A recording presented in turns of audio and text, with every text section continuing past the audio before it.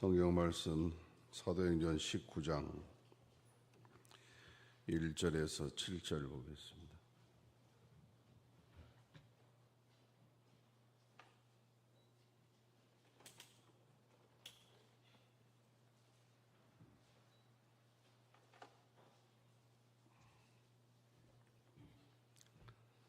사도행전 19장 1절에서 7절 다 같이 보겠습니다.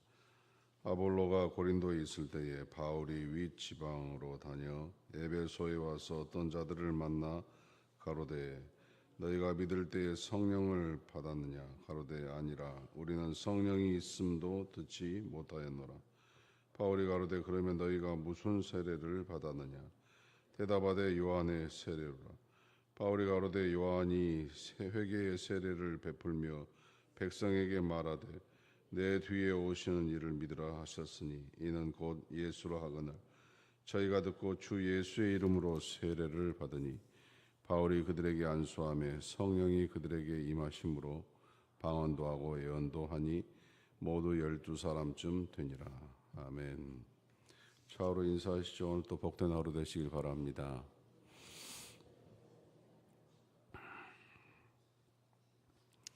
성령을 받으라 하면 왜 성령을 받아야 되는가 이런 것에 대하여 질문을 하고 싶은 사람들이 있습니다. 왜냐하면 굳이 성령을 받지 않아도 봉사생활 잘하고 또 예배 잘 드리고 믿음 생활 잘하고 있는데 굳이 뭐 성령까지 받아야 되는가 또 성령을 꼭 받아야만 되는가 이런 생각을 하는 분들이 있는데 우리가 왜 성령을 받아야 되는가 여기 대해서 오늘 말씀을 생각을 해보려고 합니다. 왜 성령을 받아야 되는가? 그 첫 번째 이유는 성경에는 성령의 이름이 많이 있습니다. 그중 대표적인 이름이 보혜사 이런 이름을 가지고 있죠. 헬라어로 파라클레토스 이렇게 사용하고 영어로는 페라클리트 이렇게 이야기하고 한자로는 보전할 보, 은혜의 스승사에서 보혜사 지켜주시고 은혜를 베풀어 주시는 스승 이렇게 만들어서 부릅니다. 또 영어로는 다양하게 성령을 이야기하죠. 그래서 변호자, 위로자, 격려자, 상담자 뭐 이런 뜻을 가지고 있습니다. 그러니까 성령을 받으라 이 말은 우리 안에 변호자, 위로자, 격려자, 상담자가 되시는 그 성령 하나님을 받아들여라 이런 말이 되기도 합니다. 성령을 받는다는 것은 항상 내 옆에 내 편이 되어 주시는 그 하나님을 모시고 산다 이런 말로도 해결이 되고 또 나의 상담자, 나의 위로자, 나의 도움자, 나의 격려자를 내 안에 두고 산다 이런 말이 되기도 합니다. 한 번은 바울이 감옥에 갇혔습니다. 이번에 감옥에 갇힌 것은 바울을 죽이려는 사람들이 많았기 때문입니다. 그래서 바울이 주변에 죽이겠다는 사람들이 많으니까 한 좋은 로마의 천부장이 바울을 보호할 목적으로 바울을 감옥 안에 이렇게 임시로 넣은 그런 사건이 있습니다. 이렇게 자기의 운명이 마음대로 돌아다닐 수 없고 마음대로 복음을 전파할 수 없는 것이 굉장히 곤혹스러웠던 그 바울이 감옥 안에서 인간적으로 자기 자신이 얼마나 속상했겠습니까? 근데 그날 저녁에 바울에게 들리는 주의 음성이 사도행전 23장 11절 말씀에 이렇게 나옵니다. 그날 밤에 주께서 바울 곁에 서서 이르시되 담대하라 네가 예루살렘에서 나의 복음을 증언한 것 같이 로마에서도 증언하여야 하리라 이렇게 말씀하십니다. 이 말씀 속에 이 그날 밤에 주께서 바울 곁에 서서, 이게 영어로 보면 The Lord stood by him 이런 뜻인데, 성령님께서 그의 곁에 계셔서 바울의 변호자가 되어 주시겠다라고 했다, 이런 뜻의 원문을 보면, 그래서 우리가 어떤 상황 속에서도 하나님은 그의 자녀들에게 내가 너와 함께 있다, 내가 너의 변호자다, 내가 너의 격려자다, 그러니까 담대하라, 이렇게 말씀하시는 거예요. 왜 성령을 받아야 되냐? 그분이 내 안에, 내 곁에 계셔서 영원한 변호자, 영원한 상담자, 영원한 위로자, 영원한 보호자가 되시기 때문에 우리는 성령을 받아야 된 줄로 믿습니다. 로마서 8장 31절에서 34절은 우리에게 이렇게 이야기합니다. 다 같이 한번 보죠. 시작. 그런즉 이 일에 대하여 우리가 무슨 말하리요? 만일 하나님이 우리를 위하시면 누가 우리를 대적하리요? 자기 아들을 아끼지 아니하시고 우리 모든 사람을 위하여 내어주시니가 어찌 그 아들과 함께 모든 것을 우리에게 주시지 아니하겠느냐?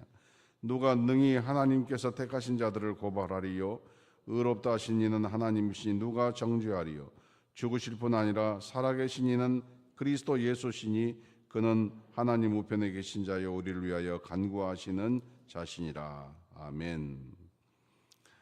우리는 성령을 받아야만이 우리의 남은 삶을 살 수가 있습니다.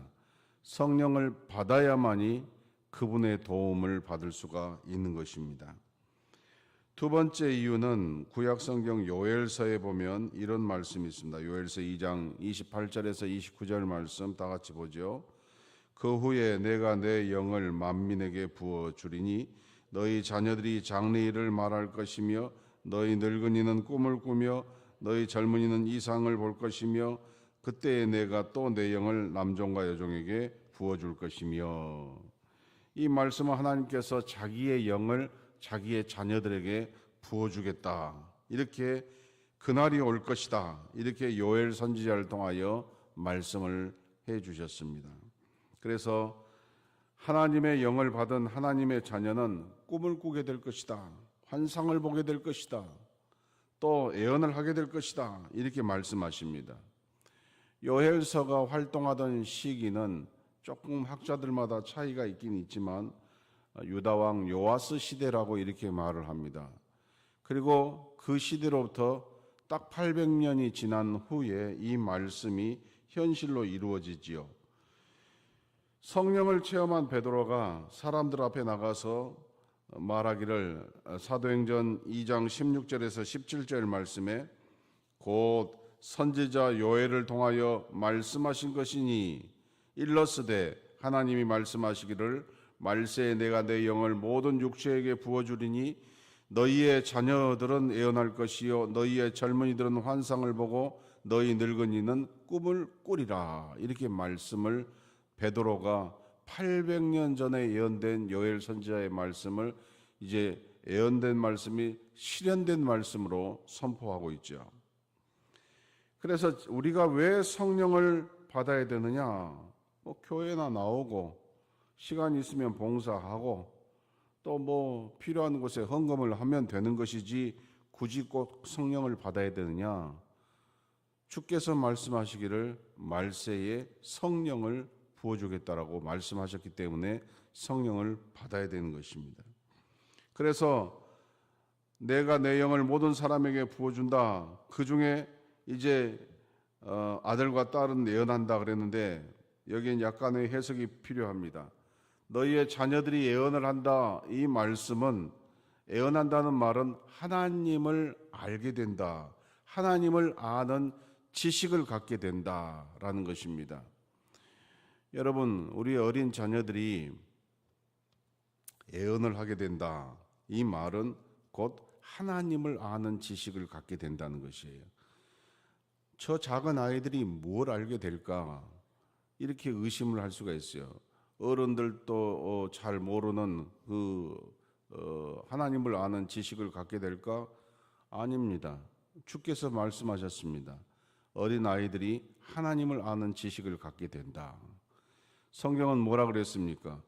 하나님을 아는 지식이 모든 것의 근본이라 그랬습니다. 그래서 우리 자녀들이 근본을 갖게 되는 것이에요. 어른들이 그러죠. 좀 버릇이 없는 애들을 향하여서 뭐라 그럽니까? 근본이 없구만 그러죠. 근본이 있는다는 것은 매우 중요한 이야기입니다. 거기에서 버릇이 있고 거기에서 태도가 있고 거기에 삶의 가치관이 있기 때문에 근본이 있다란 말은 매우 중요합니다.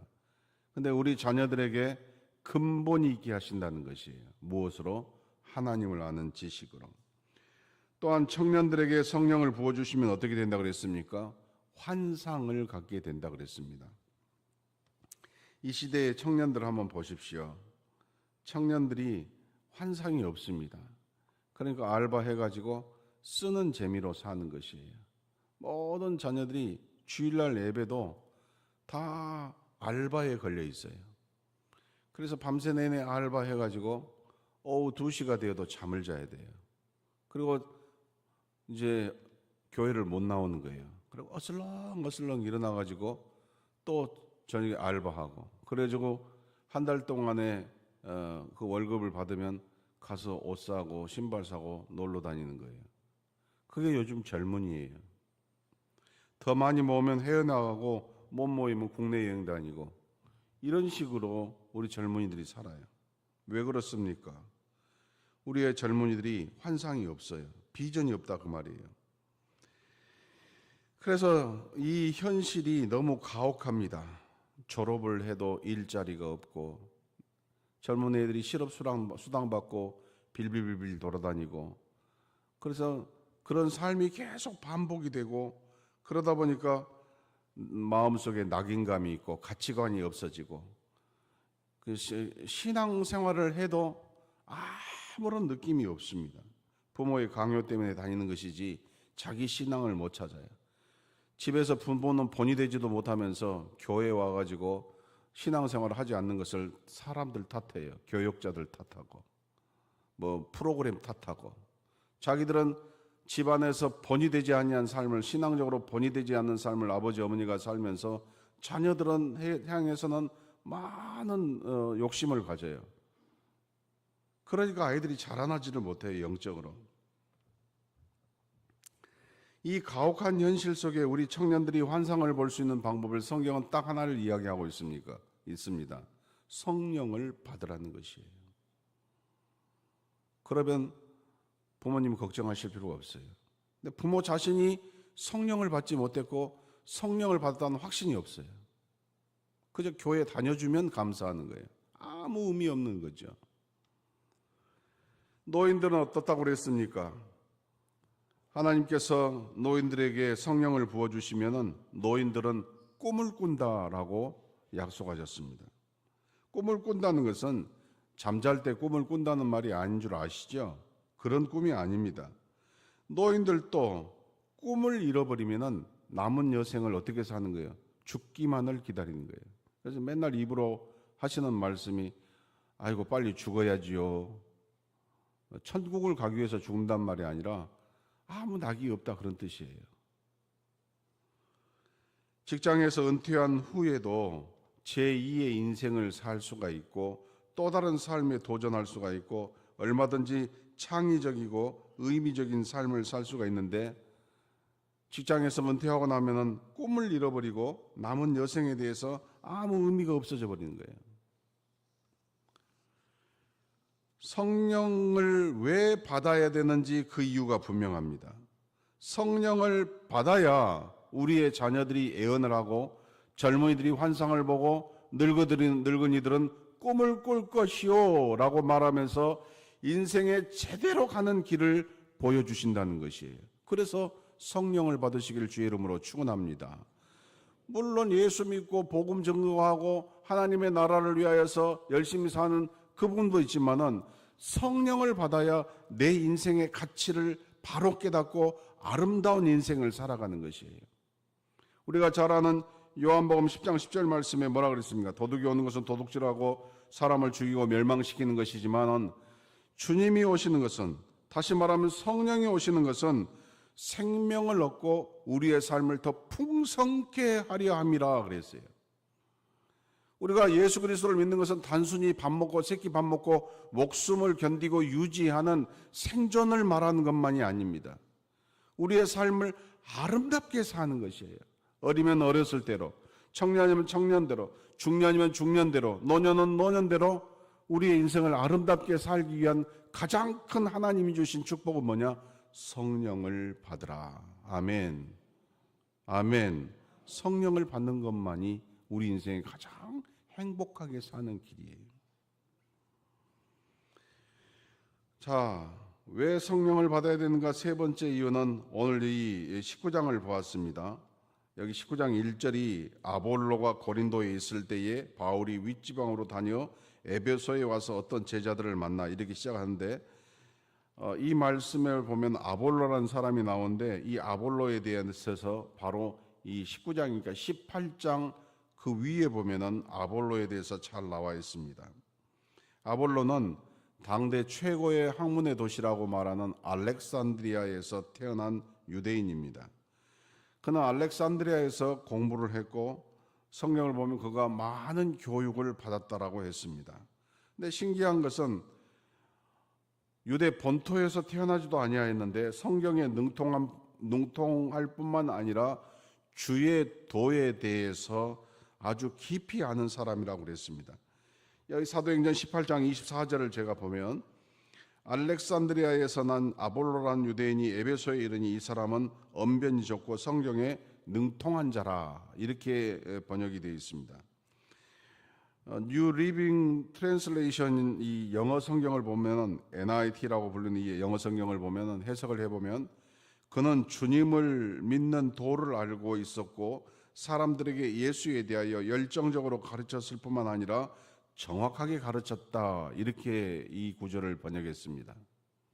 그러면 우리가 생각할 때 대단한 사람이고 흡족한 신앙인이라고 이야기할 수 있죠.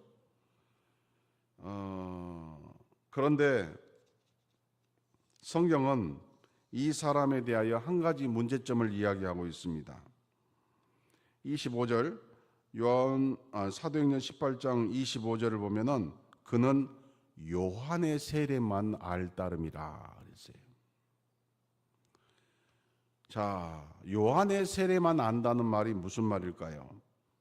예수님과 동시대의 사람으로서 태어난 세례 요한이라는 인물을 아실 겁니다.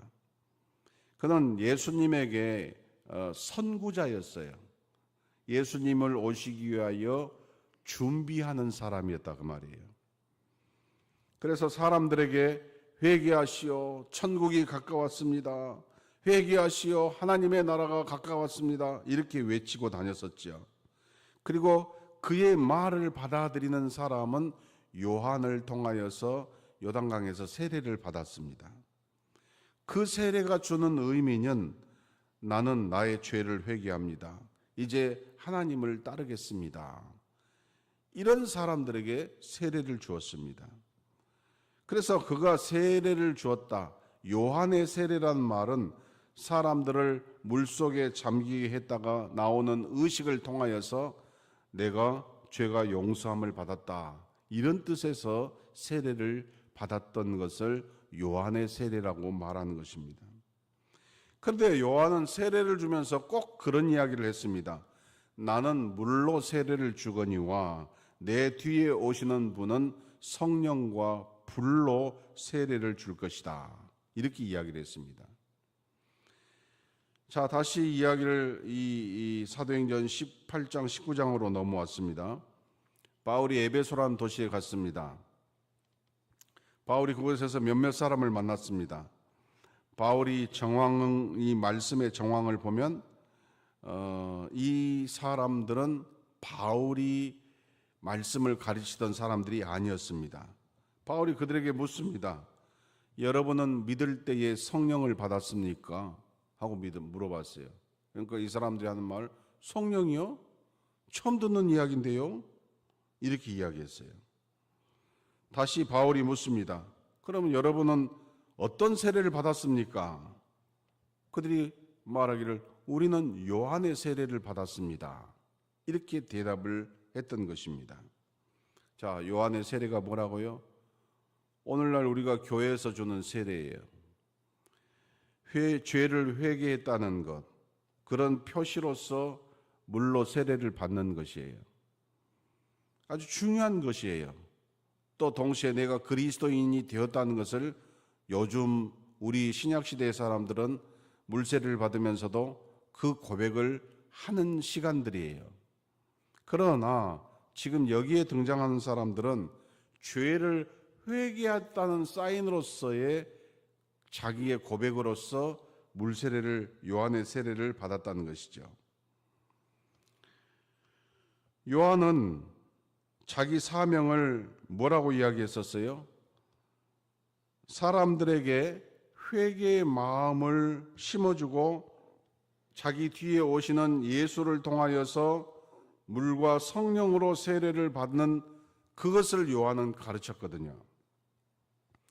그러니까 요한의 세례는 없어야 될 세례가 아니라 요한의 세례라는 것은 하나의 시작이 되는 세례예요. 끝이 아니에요. 하나의 시작이 되는 세례란 말이에요. 그런데 오늘날 많은 그리스도인들 가운데에 요한의 세례만으로 멈춰 있는 사람들이 많이 있어요. 교회 안에. 아, 회개해야 돼. 내가 이렇게 살면 안 되지. 하나님의 말씀을 듣고 하나님의 말씀대로 살아야지. 이렇게 생각하는 요한의 세례를 받은 사람들이 있다고 말이에요.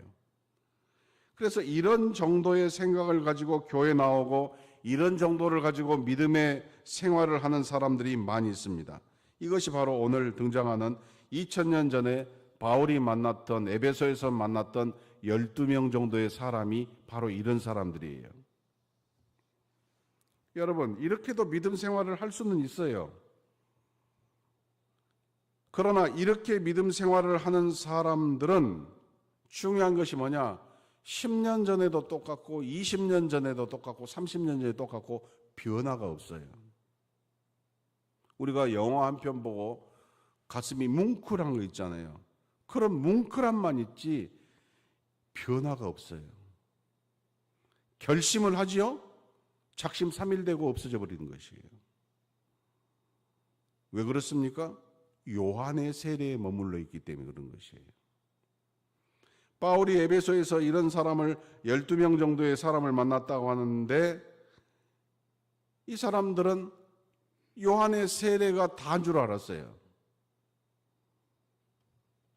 여러분, 우리도 이런 식으로 살면, 이런 요한의 세례로서만 멈춰 있다면 변화가 되지 않습니다.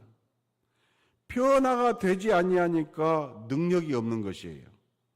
맨날 도돌이표 갔다가 오고 도돌이표 갔다 오고, 어떤 날 자기 마음이, 자기 감정이 뭉클하면 막 눈물 폭포 쏟아지듯 기도하다가 어떨 때는 냉랭해져 가지고 하다가 또 뭔 일이 생기면은 또 펑펑 쏟다가 또 냉랭해지다가 10년 전이나 20년 전에 또 그렇게 했던 것처럼 지금도 그 반복만 가지 앞으로 가지를 않아요.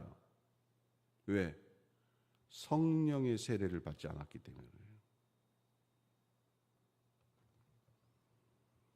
그래서 우리에게 요한이 가르쳐 주었던 것은 무엇입니까? 나는 물로 세례를 주거니와 내 뒤에 오시는 이는 물과 성령으로, 불과 성령으로 세례를 준다. 너희들이 그 세례를 받아야 된다는 것이에요.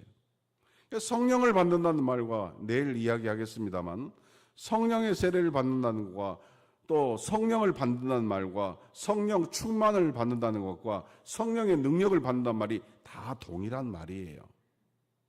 어디에서 어떻게 사용하느냐에 따라서만 다르지 똑같은 말이에요.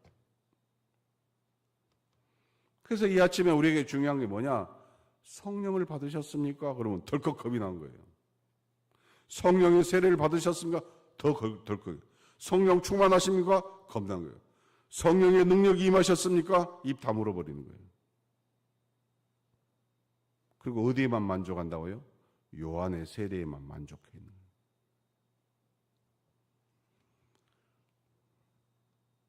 다시 오늘 본문 19장 4절에서 6절 다 같이 읽습니다.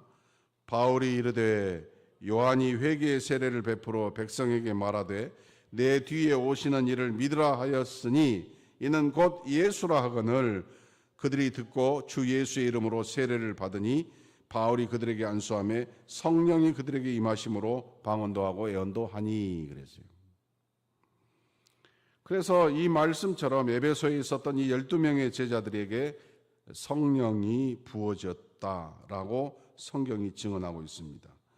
요한의 세례만 알았던 이 사람들이 요엘서의 말씀처럼 예언도 하고 환상도 보고 꿈을 꾸게 되었다, 이런 말이에요. 오늘 이 아침 여러분들도 여러분이 하나님 앞에 간곡히 요청하여서 성령의 세례를 받기를 주의 이름으로 축원합니다. 성령 세례 받은 사람들은 성령 충만하시길 바랍니다. 성령 충만한 사람들은 성령의 능력을 받으시기를 주의 이름으로 축원합니다. 그런 가운데에 여러분도 예언을 하고 환상을 보고 꿈을 꾸기를 주의 이름으로 축원합니다. 이것이 무슨 신비에서 이상한 짓을 하는 것을 말하는 것이 아니에요. 성령을 받으라 그러면은 무슨 이단들이나 신비주의자들이 무엇을 봤다 흘고 까물까물거리고 머리 흔들고 몸을 흔들고 이상한 소리를 내니까 미리서 겁내는 사람들이 있는데, 그런 경우도 수많은 것들 중에 하나일 수가 있어요. 요란한 사람들이 있어요. 그러나 조용하게 기도하고 또한 침착하게 해도 성령 세례를 받은 것이고 성령 충만한 것이고 성령의 능력을 받는 것이에요. 꼭 유난하게 이상한 소리하고 요란을 떨어야만이 성령의 세례를 받고 성령 충만하고 성령의 능력 받은 것이라고 오해하시면 안 돼요. 그래서 그것이 겁이 난 거예요. 내가 저렇게 되면 어떻게 하지 하고. 그런 뜻이 아니에요. 방금 말씀드렸잖아요. 예언을 한다는 말은 눈 감고 수리수리 마수리 하는 것이 아니라니까요. 여호와를 아는 지식을 갖는 것이에요. 그것이 근본이라 그랬잖아요. 환상을 본다는 것은 주께서 비전을 주신다는 것이에요. 꿈을 꾼다는 것은 창의적이고 삶을 아름답게 만들어간다는 것이에요. 이런 것을 주신다고 했는데 안 받으시겠습니까? 안 받으시겠습니까? 아멘을 아니요. 받으셔야 되죠. 이것이 없으면은 제가 어제도 이야기했죠. 앞에 수많은 숫자를 갖다 냈어도 고박이 0이 되는 것이에요. 자, 말씀을 맺습니다. 세 가지 이야기예요. 첫 번째, 성령을 받으면 보혜사가 우리 안에 들어오시는 것이에요. 성령을 받으면 아이들은 예언하고 젊은이들은 환상을 보고 노인들은 꿈을 꾸는 것이에요. 성령을 받으면 내가 변화가 되는 것이에요. 아멘. 성령을 받지 않고서 변화되는 것은 다 사그러든 촛불과 같은 것이에요.